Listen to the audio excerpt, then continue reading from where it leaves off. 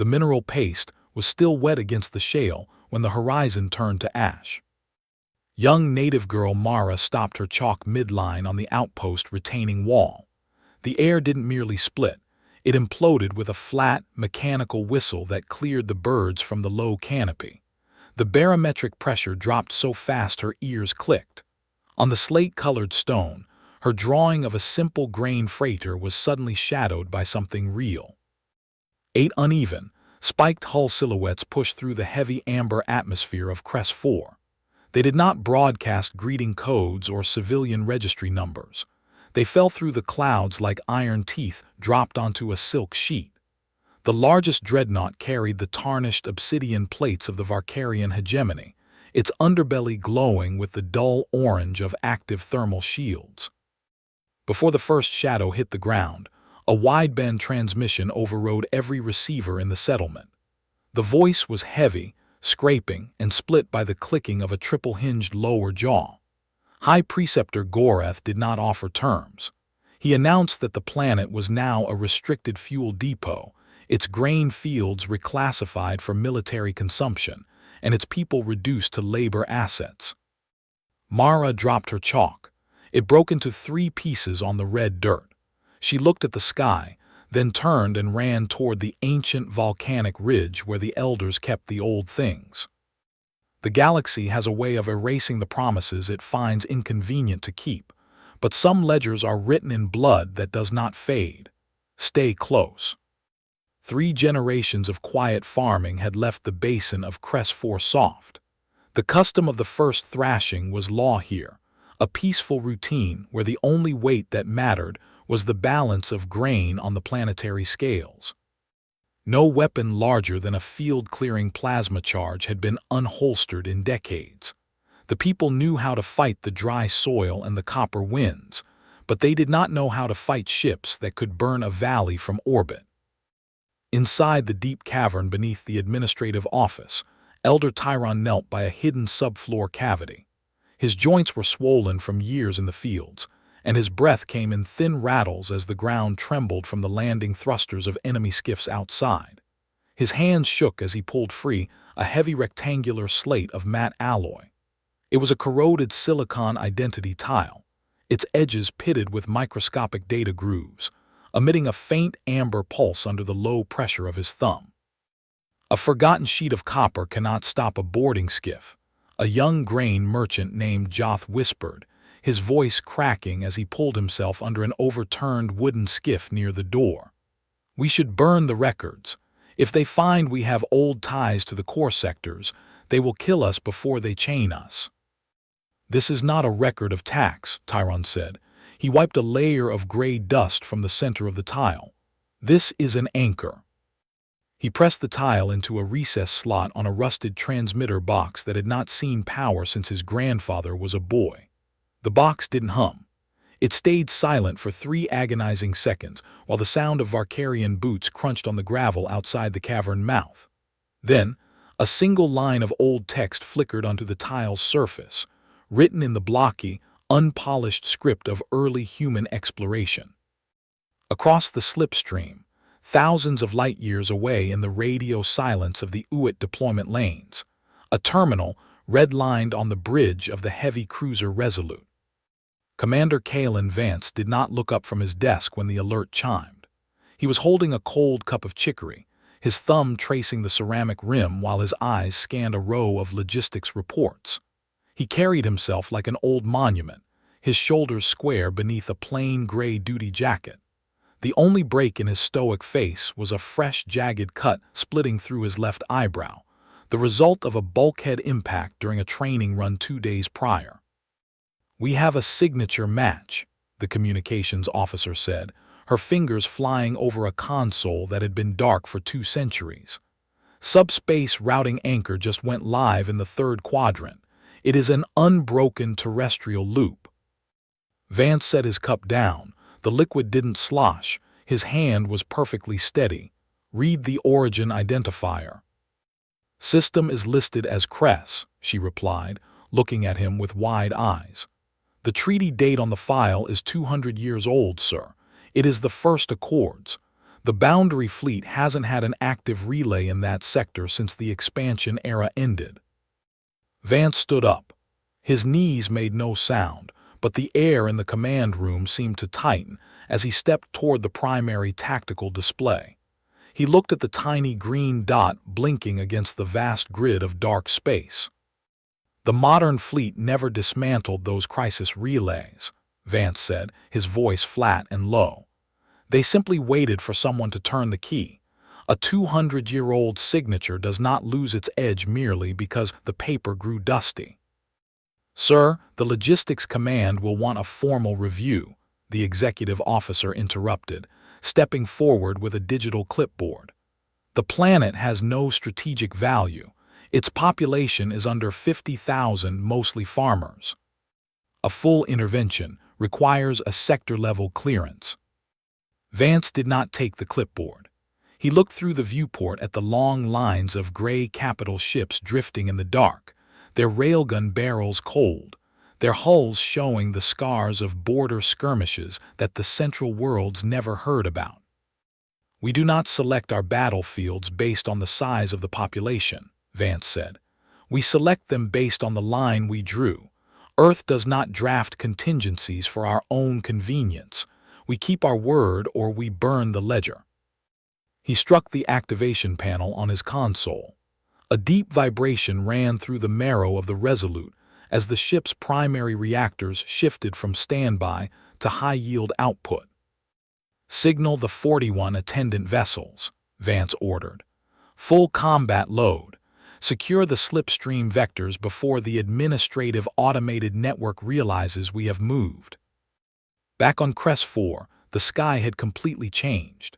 The orange glow of the Varkarian dreadnoughts hung over the valley like a row of dying suns. Heavy troop transports dropped into the central square, their ramps slamming into the dirt with a sound like thunder. Slate-colored soldiers marched out in neat rows, their ceremonial armor draped in weighted velvet tactical mantles that dragged through the ruined harvest crops.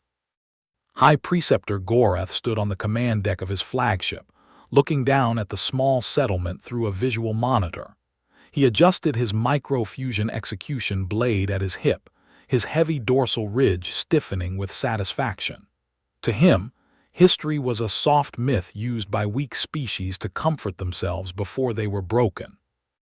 The natives are gathered in the lower storage bays, a subordinate officer reported, his talons clicking against the metal floor. They attempted to activate an old subterranean transmitter, but the signal was weak. We detected no fleet movements within 3 sectors. Let them pray to their old ghosts, Gorath said, his triple-hinged lower jaw widening in a cruel mimicry of a smile. The core sectors are soft. They have forgotten how to hold a rifle, let alone a border. He turned away from the screen, intending to sign the execution order for the local leadership. But before his hand could touch the console, the visual monitor flickered. The amber light of the atmosphere was suddenly replaced by a cold, blinding flash of white energy. The slipstream didn't open with a gradual swell, it tore. 42 iron stars broke the horizon at once. The Resolute led the wall of cold metal, dropping into real space so close to the enemy's outer sensor line that the atmospheric displacement created a howling gale across the valley below. The ships didn't wait for a tactical assessment or a diplomatic greeting. They arrived in a perfect geometric formation, their gray hulls blocking out the Varkarian suns, their massive railgun turrets already rotating toward their targets. In the cavern below, Tyron looked up as the roof began to shed white flakes of shale. The corroded identity tile in his hand was no longer pulsing with a dying amber light. It was glowing a steady, brilliant green, its internal routing code locked into the sky. They came, Joth whispered from under the skiff, his fingers digging into the dirt. They actually came. Up on the bridge of the Resolute, Vance watched the Varkarian fleet attempt to scramble into a defensive posture. Their spiked ships were turning sluggishly, caught off guard by the sheer speed of the human arrival. Open all open channels, Vance said, his left eyebrow twitching slightly where the scar was still pink. Broadcast to the flagship. The screen split, showing Goreth's slate-colored face, his black eyes narrow with a mixture of shock and sudden fury. Human cruiser, you are entering a sovereign annex of the hegemony. Turn back or be reduced to orbital dust. Vance didn't lean forward. He didn't raise his voice. He looked at the giant alien conqueror with the cold, unblinking focus of an executioner checking a list. You have 10 minutes to break orbit and leave this system, Vance said, his voice carrying the flat weight of an absolute institutional rule. If you are still within the boundary lines when the timer hits 0, we will begin a systematic clearance of your line. Goreth barked a laugh, a dry sound that rattled through the comms. You bring 40 ships to face the vanguard of a sovereign empire. Your treaty is a dead paper, old man. The treaty is real, Vance said, his hand rising to touch the navigation wheel. And we brought an extinction-level audit. He cut the transmission before the alien could reply. The countdown timer on the main display began to drop, its red digits ticking away the final moments of peace Crest 4 would see for a very long time. The Varkarian vanguard did not wait for the timer to run out. On the edges of the formation, 3 jagged raider ships surged forward, their underbellies spitting long spears of white plasma across the void. The raw heat blistered the paint on the human escort vessels, but the line held its ground without shifting a single degree. Vance watched the incoming fire on his primary screen, his boots locked into the floor brackets as the ship absorbed the distant tremors. The scar on his eyebrow pulled tight. He did not issue an order to fire back, nor did he shift his ships into a evasive spread. He simply stood there, checking the digital clock as it shaved away the remaining moments. "They are testing our resolve, sir," the executive officer said, his hand hovering over the safety key of the main mass accelerators. "The outer shield grid is taking the load, but the defensive layers will begin to thin if we let them cycle their weapons a second time." "Let them cycle," Vance replied, his voice flat. "The terms were clear. They have their time." On the copper sky world below, the civilian population could see the battle before it properly began. Long streaks of blue and green light webbed across the upper atmosphere as the alien shields ground against the human passive blockades. Inside the subterranean storage bays, the farmers huddled around old supply crates, their eyes fixed on the ceiling as the dust came down in steady, rhythmic sheets. Mara sat near the transmission box, her smaller hand resting against the cold edge of the identity tile. The metal felt alive now, vibrating with a high, thin frequency that matched the hum of the dreadnoughts high above. Every time the ground shook, she could hear the groaning of the volcanic rock ridges holding back the weight of the basin. "They are going to burn us out anyway," Joth said, his head buried in his arms under the wooden skiff. "The old alliance was for a different age. Nobody fights for a handful of dirt anymore." "They are staying between us and the fire," Mara said, pointing to the green light on the console. "Look at the routing loop. It isn't dropping. It is pulling more power from the sky." Up in the orbit of Crest Prime, the time ran out. The red digits on the Resolute's display hit 0 and vanished, replaced by a single, solid green square. Vance raised 2 fingers. "Clear the vanguard." The response was a single, synchronized roar that ran through every deck plate of the human fleet. The mass accelerators did not use plasma or light. They threw heavy slugs of dense metal at a fraction of the speed of light. The lead Varkarian battleship, a spiked monster that had spent decades terrorizing the border worlds, simply ceased to exist as a cohesive shape. 12 distinct lines of kinetic energy struck its forward shields, collapsed them in a microsecond, and tore through the hull from front to back. The debris cloud expanded in a silent, white-hot ring that swallowed the 2 smaller raider ships flanking it. Inside the Varkarian command deck, Goreth was thrown against his console as the artificial gravity flickered under the shockwave. His triple-hinged lower jaw snapped shut in disbelief, as the tactical map lost a third of its strength in less time than it took to breathe. "Realign the secondary line," Gorath roared, his chitinous plating slick with gray sweat. "Target their flagship. Use the heavy orbital drivers. If we cannot break their wall, we will take their command ship down with us." The remaining alien vessels began to wheel in a frantic, uncoordinated circle, their heavy weapons banking toward the Resolute. They threw everything they had left into a single, concentrated beam of thermal energy that locked onto the human flagship's bow. Vance didn't move from his station.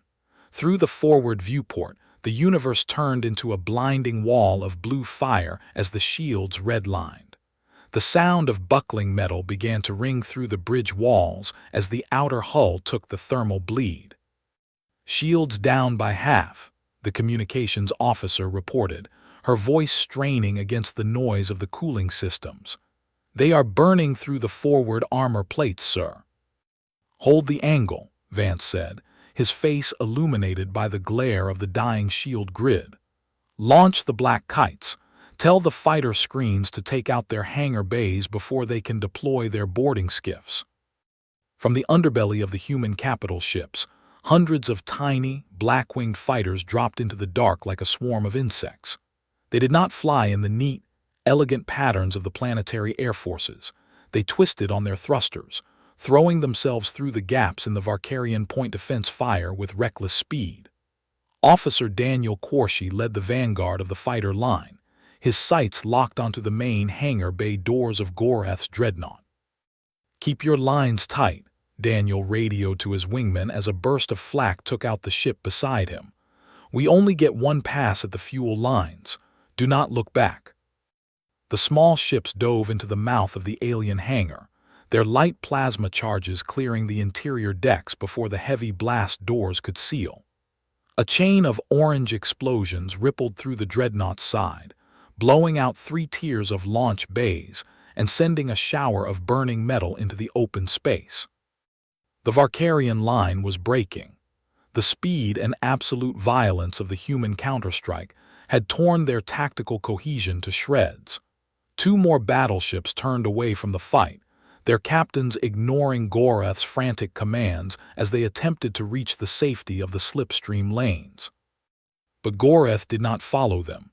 He looked at the tactical map, his eyes burning with a final, desperate hatred. He knew he could not win the orbital fight, but he still held the keys to the planetary bombardment array. "Shift all remaining weapon systems," Gorath commanded, his voice dropping to a low, guttural hiss. "Forget their fleet. Target the coordinates of the regional storage bays on the surface. If we are to lose this system, we will leave them a graveyard." On the bridge of the Resolute, the tactical display flashed with a new, flashing alarm. The alien flagship's main kinetic drivers were no longer tracking the human line. They were tilting downward, pointing directly through the copper clouds at the vulnerable basin below. "They aren't targeting our line, sir," the executive officer shouted, his fingers digging into his station. "They've locked onto the regional nurseries and the civilian shelters. They are prepping a full kinetic volley." Vance looked at the display. He looked at the 41 ships under his command, all of them undamaged and ready to finish the clearance. Then he looked at the green dot representing the settlement where a young girl had drawn a freighter on a wall. "Engage full sublight thrusters," Vance said. His voice was lower now, almost a whisper, but it carried across the entire bridge. "Roll the ship on her axis. Put the hull between that gun and the soil." "Sir, the armor won't survive a direct kinetic hit at this distance," the officer protested. "Then we will burn the ledger," Vance said. The heavy cruiser did not swing by degrees. She rolled like an iron slab dropping across an open grave, her massive, scarred flank turning to face the descending barrels of the Conqueror. The orbital mass driver slugs struck the starboard flank with a sound that bypassed the ear and vibrated directly through the marrow of the deck plates. Bulkheads buckled. The warning sirens died because the lines carrying their power had ceased to exist. Through the visual monitors, Vance watched his own blood drip onto the navigation wheel, his boots locked into the floor brackets while the old cruiser held the line between the sky and the children below. Not one slug touched the soil. The Resolute groaned, its frame twisting under the kinetic impact as the dense metal rods tore through 3 separate lower armor layers. Crew members were thrown across the bridge, consoles sparking blue and white as the ship's primary power backup grid shattered. The air in the command center turned hot and tasted of scorched copper and wiring insulation. "Decks 4 and 5 are gone," the communications officer whispered, her face covered in white soot as she pulled herself back to her seat. "The stabilization thrusters are failing. We are falling into the upper gravity well." Vance did not wipe the blood from his brow.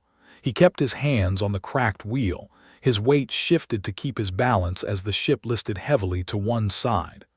"Are the remaining capital ships in position?"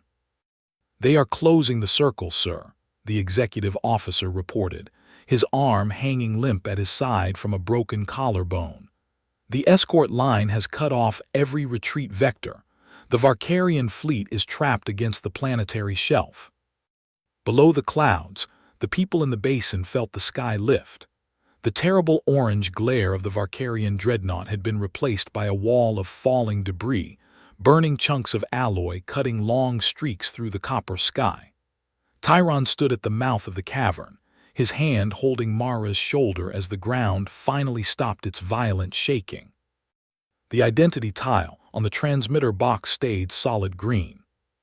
Its light was so bright it cast long shadows against the ancient shale walls, a silent beacon linking the survival of the outpost to the bleeding cruiser above. "They took the strike for us," Joth said, stepping out from under the overturned wooden skiff.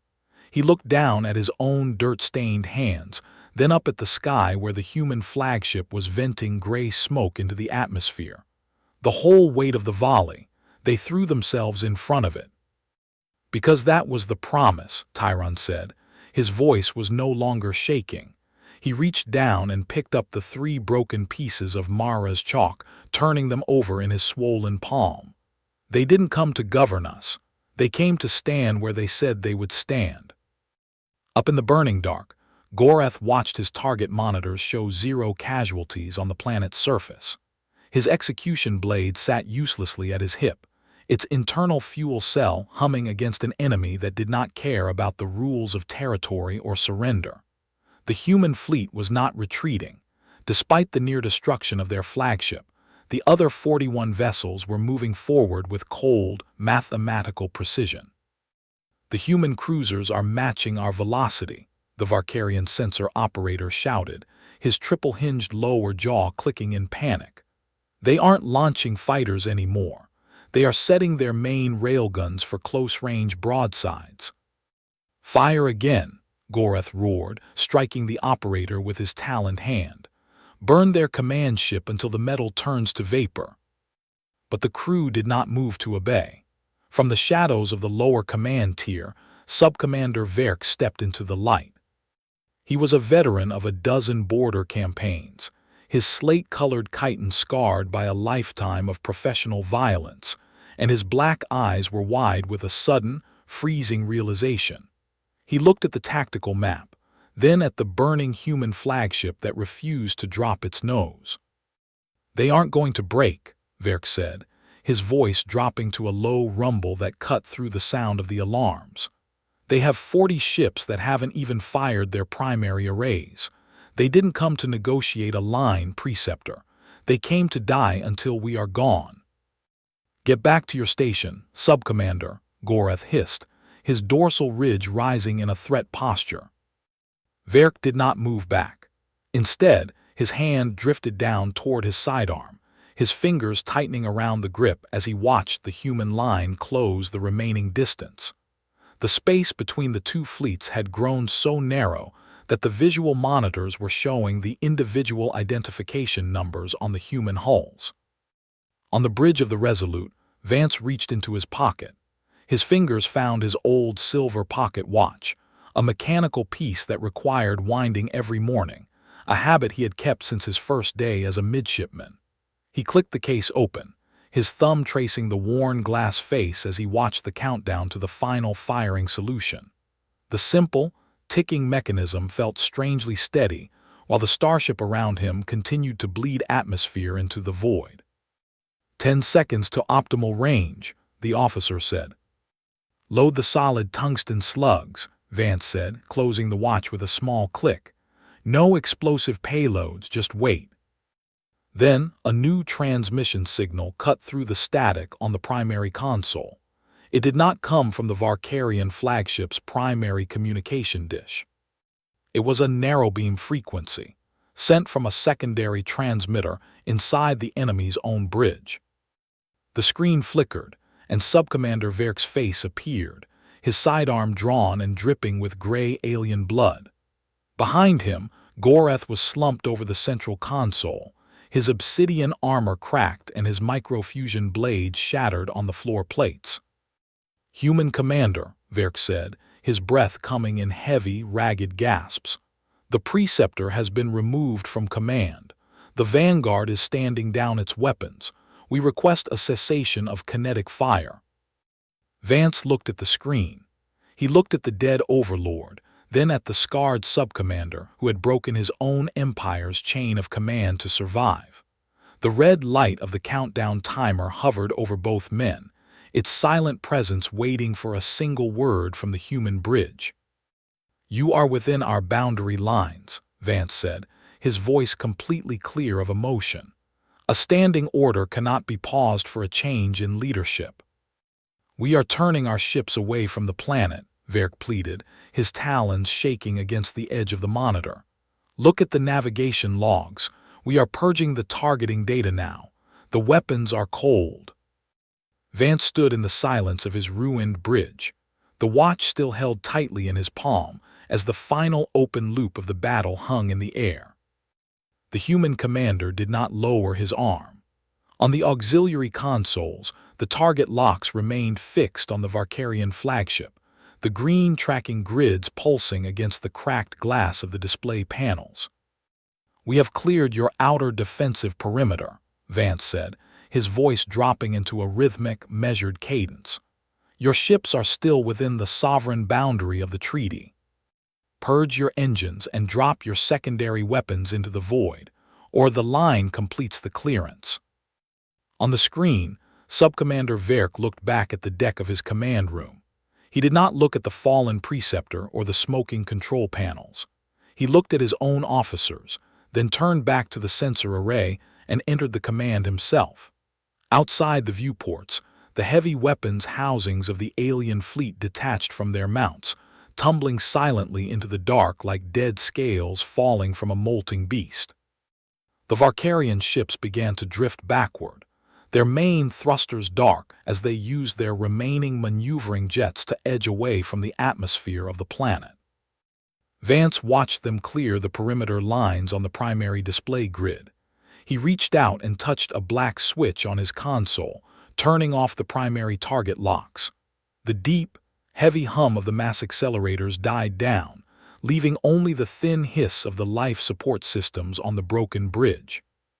"Signal the escort vessels," Vance said, his fingers resting lightly on the cold navigation wheel. "Maintain the block until they have cleared the system completely. Send the medical shuttles down to the basin." "Sir, the flagship is venting fuel from the lower reservoirs," the executive officer said, his good hand wiping a smear of dark oil from his uniform sleeve. "The forward engineers are requesting a full evacuation of Deck 6 before the bulkheads warp." Vance adjusted the collar of his gray duty jacket. "Tell them to secure the hatches from the outside. We stay with the ship." Down in the volcanic basin of Crest 4, the sudden silence was more shocking than the sound of the railguns. The copper clouds began to settle, a light rain starting to fall over the ruined grain fields, washing the gray soot from the leaves. Earth Marines stepped out from the first landing shuttles, their boots splashing into the wet mud as they began to unfold portable medical shelters. They did not carry banners or announce a new administration. They handed out field rations and clean water filters, their movements silent and efficient. Elder Tyron walked out of the cavern mouth, his hand still resting on Mara's shoulder. In his other hand, he carried the alloy identity tile, its surface now completely dark, the amber pulse gone because the connection had been fulfilled. He walked through the rows of busy soldiers until he found an officer standing near a field terminal. "Take this back to your commander," Tyron said, offering the heavy rectangular slate. "The record has done its work. The frontier knows the line is real." The Marine officer looked at the corroded metal, then shook his head without taking it. "The commander said the document stays where the promise was made. It isn't a ticket you turn in after the ride." Mara looked down at the broken pieces of white chalk in her pocket. She walked back to the stone retaining wall where her original sketch had been ruined by the soot. With a steady hand, she began to draw a new shape over the blackened shale, 42 neat, square points of white stone, arranged in a solid, flat wall between the earth and the empty sky. Across 4 distinct star sectors, the subspace buoys that had been silent for 200 years continued to blink green. The automated communication hubs of long-dormant empires were shifting their transmission columns, their ancient archives updating in real time as the automated networks registered the survival of the outpost. The soft diplomacy that had allowed the raider empires to grow was suddenly hitting a hard edge. Up on the bridge of the Resolute, Vance stood by the viewport as the last of the Varkarian ships vanished into the slipstream lanes. He reached into his pocket and pulled out his mechanical pocket watch, winding the small side stem until the spring met resistance, the tiny clicking sound filling the quiet corner of the room. The jagged cut across his eyebrow had stopped bleeding, leaving a dark, dark line that would stay with him for the rest of his career. He looked down at the copper basin below, where the tiny lights of the civilian lanterns were beginning to turn on one by one in the gathering dusk. "The grid is fully illuminated," Vance whispered to the empty glass. "Tell the core sectors to look up." He closed the watch case and set it on the navigation console, leaving the small silver piece behind as he walked toward the lift to check on the wounded crew in the lower decks. The metal face of the watch caught the reflection of the foreign sun, its hands ticking steadily forward through the new piece of the frontier.